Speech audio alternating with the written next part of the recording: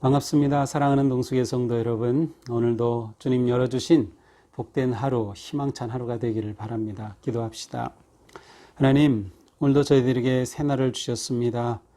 매일매일 주시는 하루가 어려움과 또 고난 속에서도 하나님의 인도하심을 받는 또 새로운 은혜의 길로 나아가는 복된 하루가 되게 하여 주시옵소서. 예수님 이름으로 기도합니다. 아멘. 네, 오늘 말씀은 이사야서 34장 1절에서 17절입니다. 1절입니다. 열국이여 너희는 나와 들을지어다. 민족들이여 귀를 기울일지어다. 땅과 땅에 충만한 것 세계와 세계에서 나는 모든 것이여 들을지어다. 대저 여호와께서 열방을 향하여 진노하시며 그들의 만군을 향하여 분내사 그들을 진멸하시며 살육당하게 하셨은즉 여호와의 칼이 5절입니다. 하늘에서 족하게 마셨은즉 보라 이것이 에돔 위에 내리며 진멸하기로 한 백성 위에 내려 그를 심판할 것이라. 여호와의 칼이 피곧 어린 양과 염소의 피에 만족하고 기름 곧 수대양의 콩팥 기름으로 윤택하니 이는 여호와를 위한 희생이 보스라에 있고 그 큰 살육이 에돔 땅에 있음이라. 8절 이것은 여호와께서 보복하시는 날이요 시온의 송사를 위하여 신원하시는 해라.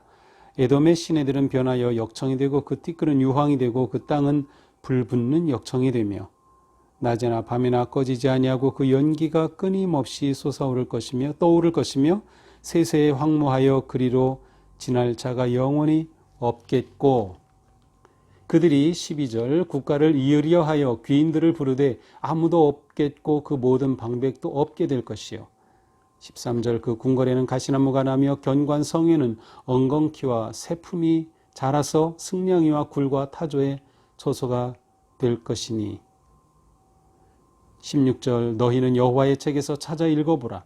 이것들 가운데서 빠진 것이 하나도 없고 제 짝이 없는 것이 없으리니 이는 여호와의 입이 이를 명령하셨고 그의 영이 이것들을 모으셨습니다.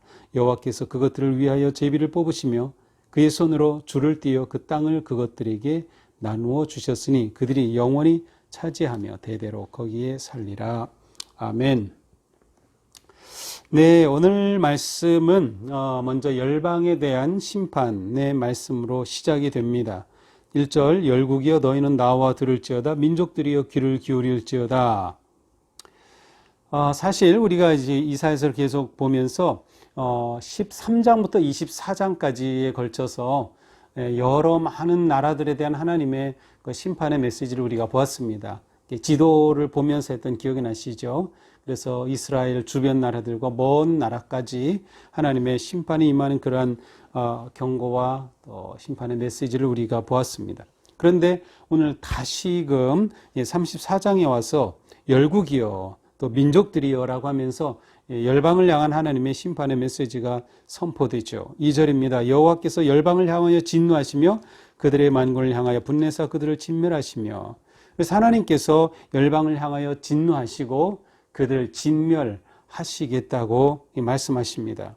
자, 이러한 열방에 대한 심판의 메시지는 그것이 얼마나 심한지 3절에 보니까 살육당한 자가 내던진 바 되어서 시체의 그 악취가 그냥 넘쳐나고 피의 그 산들이 녹아내리고 하늘이 두루마리 같이 말려버리고 모든 만물이 쇠잔해진다라고 표현하고 있습니다. 그러니까 하나님의 심판의 이 모든 그 결과가 정말 하늘에 땅의 모든 나라에 이처럼 비참하게 임한다고 하는 것이죠. 자, 그런데 5절부터 보니까 여호와의 칼이 하늘에서 족하게 마셨은즉 보라 이것이 에돔 위에 내리며 자, 열방에 대한 심판을 간략하게 말씀한 후에 에돔에 대한 심판이 선언되고 있습니다. 에돔 심판이죠. 우리가 앞에서 13장에서 24장을 볼 때 그곳에서는 에돔이 등장하지 않았습니다. 근데 사실 에돔은 이스라엘과 가장 가까이 있는 나라였어요. 에돔과의 이스라엘의 관계는 굉장히 역사를 거슬러 올라서 어디까지? 바로 에돔은 야곱의 형 에서의 족속입니다. 에서의 자손들이에요. 그러니까 이스라엘은 야곱의 자손들이죠. 그렇게 보니까 사실은 형제 나라였어요. 형제 나라였으니 그 역사가, 그 뿌리가 아주 깊게 함께 하는 것을 알 수 있어요. 자, 그런데 이번에는 에돔에 대한 심판이 선포됩니다. 자, 여기에 갑자기 이 에돔에 대한 심판이 앞에서 그 모든 나라를 심판할 때 그곳에 들어가 있었으면 좋을 텐데 일부러 이곳으로 따로 편집되어 있는 것 같아요. 이사야가 그것을 기록하면서 어떤 영적인 의도가 또 성령님의 인도하심이 있었던 것이죠. 아마도 그것은 이제 35장은 유다의 회복에 관한 말씀이에요. 그렇다면 에돔이 멸망하는 것을 선포하시고 거꾸로 유다가 회복되는 그러한 모습을 대조적으로 보여주시기 위해서 바로 에돔의 멸망을 이곳에 기록한 것이라는 생각을 하게 됩니다. 자, 에돔은 아까 말씀드린 것처럼 에서의 자손들입니다. 에서의 별명이 에돔이기도 하였죠. 북다, 빨갛다, 그 북다는 그러한 의미를 가지고 있는데요. 성경을 찾아보니까 이스라엘 백성들이 이제 이집트에서 탈출해서 광야를 지나게 되죠. 그리고 가나안에 가까이 오면서 에돔 족속과 만나게 됩니다. 그때 모세를 통해서 에돔에게 요청합니다. 우리가 이 에돔의 길을 좀 지나가게 해 주십시오. 그렇게 되면 가나안에 이르는 길을 좀 더 빨리 직선으로 또 넓은 대로를 통하여 편하게 안전하게 갈 수 있기 때문이죠. 그런데 이 에돔이 왕과 함께 나와가지고 거절하였어요. 너희가 이러면 우리 지경에 조금이라도 들어오면 우리가 군대로 너희들을 칠 것이다. 이렇게 위협을 하였죠. 이렇게 되어서 성경에 보니까 이스라엘 백성들의 마음이 상했어요. 우리의 친척 나라인데 어떻게 이럴 수가 있지? 그래서 그들은 마음이 상한 채로 빙 돌아서 가나안 땅을 향해 가야 했습니다. 그래서 이후에 보면 이 에돔을 향해서 그냥 에돔이라고 하지 않고 원수 에돔 이러한 표현이 성경에 나오는 것을 볼 수 있어요. 자, 그런데 재미있는 것은 모세가 이제 이스라엘 백성들을 마지막 모압 평원에서 이제 마지막 설교할 때 그들에게 이런 부탁을 합니다. 너는 에돔 사람을 미워하지 말라. 그는 내 형제입니다. 에돔 사람을 미워하지 말라. 그는 형제입니다. 신명기 23장에 나오죠. 형제 나라를 미워하지 말라라는 그러한 메시지를 준 것이죠. 자, 이처럼 에돔이라고 하는 나라는 이스라엘과 역사를 어떤 면에서는 같이 하고 있고 또 친척 나라이기도 했습니다. 그런데 바로 이 에돔의 멸망을 이제 선포하시고 유다의 회복과 대조적인 그러한 메시지가 오늘 본문 가운데 나오죠. 혹시 제가 에돔 지도를 잠깐 보여드릴게요. 저번에 다른 나라들은 다 봤는데, 자, 우리가 좀 큰 지도를 보면 넓은 지역입니다. 여기가 이스라엘이죠. 북쪽으로 아시리아 있고 여기 바벨론, 우리가 이쪽 메대까지 우리가 본 적이 있고요. 아라비아 사막 있고 두마까지 봤어요. 그 다음에 이제 에돔이 나오는 지역은 바로 이곳입니다. 좀 더 확대된 이스라엘인데요. 여기가 이스라엘이고 여기가 사해죠. 사해 바로 옆이 모압이죠. 그리고 그 위에 암몬이 있고요.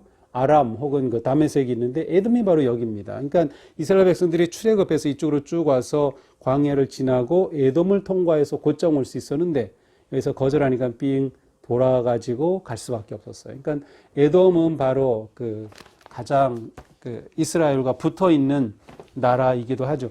예수님 당시에 에돔이 지역은 이두메라고 불렸습니다. 그러니까 이두메, 에돔 좀 비슷하죠. 이두메라고 하는 이름으로 불리기도 하였습니다. 자, 이렇게 되어서 5절부터 계속해서 이제 전체는 그 에돔에 관한 그런 심판의 메시지가 쭉 이어집니다. 여기에 보면 하나님께서 이 8절에 여호와께서 보복하시는 날, 시온의 송사를 위하여 신원하시는 날이라. 드디어 에돔을 심판하시면서 하나님의 정의를 행하시는, 원래 하나님께서 심판하신다는 표현을 쓰지 않고 보복한다고는 굉장히 부정적인 그런 이미지로 사용하고 계셔요. 그러나 심판이나 보복이나 마찬가지로 하나님께서 정의를 실행하시는 그러한 모습을 표현하는 그런 내용이라고 할 수 있어요. 이렇게 하나님의 심판이 임하자 9절 이하에 보면 이 에돔 땅이 완전히 황폐해짐을 볼 수 있습니다. 시내가 역청처럼 되고 티끌이 유황이 되고 그 땅이 불붙는 그러한 땅이 되고 그 불이 꺼지지 아니하고 그래서 화재가 난 후에 다 타버린 것처럼 그와 같은 황무지로 변하는 모습을 보여줍니다. 그리고 나서 11절부터는 그곳에는 온갖 들짐승이 우글거리는 모습으로 나타나죠. 12절이 보면 그들이 나라를 다시 세워보려고 한들 국가를 이으려 하여도 귀인들이 이르되 아무도 없겠다. 아무도 없어요.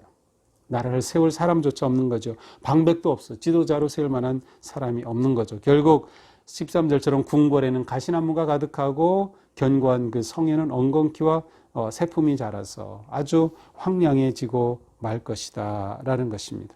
결국 이 에돔의 수도였던 보스라, 높은 지대에 있는 아주 견고한 성읍이었는데 이 보스라 성읍도 결국 황폐해지고 들짐승의 집이 되고 말 것이라고 하는 말씀이죠.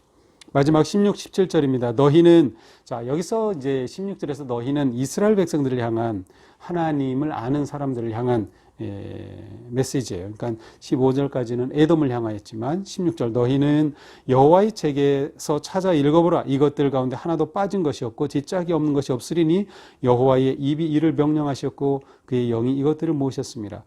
이게 무엇을 말하는지 굉장히 좀 애매한 표현인데 그 말씀의 어떤 핵심적인 의미는 하나님의 이 심판이 그대로 이루어진다. 심판이 확실하게 이루어진다. 하나님께서 기록한 그것들 가운데 빠진 게 하나도 없다. 그 다음에 여기 짝이 없다. 이것들인데 이것들은 실제로는 짐승들을 말합니다. 그 앞에 들짐승들이 성에 가득하고 궁궐에 가득하겠다고 했죠. 바로 그 짐승들을 가리키죠. 그래서 세번역이나 현대어 또 영어 성경에도 보면 짐승들이라고 이렇게 번역이 되어 있어요. 그것들 다 제 짝이 있고 그들의 가운데 빠진 게 하나도 없대. 하나님께서 이 모든 것들을 다 운행하시고 주장하신다. 그것은 하나님의 심판이 확실하다. 에돔에 대한 멸망이 분명히 이루어질 것이다 라는 선포입니다.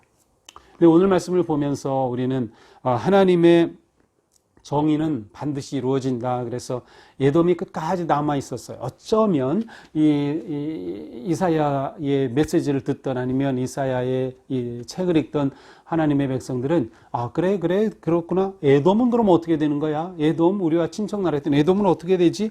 하면서 모든 나라에 대한 심판의 그 메시지가 나올 때 에돔에 대해 아주 궁금했을지도 모릅니다. 그러나 마지막으로 에돔에 대한 심판을 말씀하시면서 하나님의 정의는 반드시 이루어진다라는 것이죠. 그러나 항상 우리는 하나님의 심판 가운데 숨어있는 하나님의 자비하심을 우리는 읽을 수 있어야 합니다. 하나님의 심판이 선포되고 경고가 선포되는 것은 그들에게 아직 기회가 있다는 뜻이죠. 돌아서라. 하나님께로 돌아서면 그들은 희망을 찾을 수 있다. 그러나 이들은 결국 돌아서지 않았고 하나님의 정의의 심판 앞에 무릎을 꿇게 되죠. 이처럼 하나님의 말씀은 반드시 이루어집니다. 하나님의 말씀은 반드시 이루어진다. 우리는 우리를 향해 주신 하나님의 약속의 말씀, 은혜의 말씀, 그것을 붙잡고 반드시 이루어 주실 것을 신뢰할 수 있습니다. 또한 하나님의 심판의 말씀도 이루어질 것을 우리가 안다면 우리는 그 심판을 피할 수 있도록 돌아서고 하나님께로 나아오는 삶을 결단해야 하는 것이죠. 오늘 하루도 우리가 하나님 앞에 의롭게 서기를 힘쓰는 하루, 하나님의 선하심을 의지하는 그러한 복된 하루가 되기를 주님의 이름으로 축복합니다. 기도합시다. 하나님, 오늘 말씀을 통해서 하나님은 결국 에돔을 심판하시고 그들이 멸망당할 것을 보여주셨습니다. 하나님은 의로우심을 반드시 행하시는 분, 또 약속의 말씀 그대로 이루시는 분이심을 다시금 봅니다. 주님, 저희가 하나님을 온전히 신뢰하고 또 하나님의 약속의 말씀을 끝까지 붙잡을 수 있도록 인도하여 주시옵소서. 또한 우리를 향해서도 이 메시지가 우리를 돌아보게 하고 하나님 앞에 돌이키고 바로 서는 의롭게 살아가는 하루하루가 될 수 있도록 인도하여 주시옵소서. 예수님 이름으로 기도합니다. 아멘. 네, 오늘도 주님 은혜로 승리하는 하루, 또 이롭게 산 하루가 되기를 바랍니다. 이번 주간도 계속 새벽 기도회로 모이지 못하고 있습니다. 그래서 저희 말씀 묵상으로 대체하고 있고요. 그래서 이 묵상이 끝나고 나면 또 개인 기도를 이어서 하셔도 좋고 꼭 개인 기도를 하는 시간을 가지시면 좋겠고요. 지난주에 이어서 이번 주에도 금요 은혜의 밤은 실시간 영상으로 우리가 참여할 수 있고요. 시간은 1시간 앞당겨서 오후 8시에 금요일 오후 8시부터 우리 교회 유튜브나 홈페이지 들어오시면 금요 은혜의 밤 또 예배에 참여하실 수도 있겠습니다. 자, 오늘은 기쁨 노트 두 번째 날입니다. 기억하시나요? 기쁨 노트 꼭 기록하시고요. 무엇보다 꼭 다 채워야 되진 않지만 할 수 있는 거 채우지만 오늘 감사 일기는 꼭 놓지 말고 기록하시기 바랍니다. 어제의 일을 오늘 아침에 기록하셔도 좋지만 제 생각에는 하루가 끝나는 마감하는 그 시간에 조용히 기도하면서 기록하면 어떨까 생각합니다. 자, 오늘 두 번째 날 잊지 마시고 기쁨 노트 참여해 주시고요. 혹시 놓친 분 계시면 내일부터 시작하셔도 괜찮습니다. 70일간 계속 하실 수만 있다면 얼마든지 좋습니다. 그리고 교회에서 나눠드리는 기쁨 노트 체크 카드가 있습니다. 우리가 함께 모여서 예배를 못 드려서 직접 나눠드리진 못하지만 언제든지 교회에 오시면 경비실에서나 사무실에서 혹은 비전을에 가시면 거기에 놓겠습니다. 꼭 하나씩 가지고 가셔서 체크해 주시고 우리 모두 70일 완주하고 또 상품도 받고 즐거운 은혜로운 또 영적으로 성장하는 시간 되기를 바랍니다.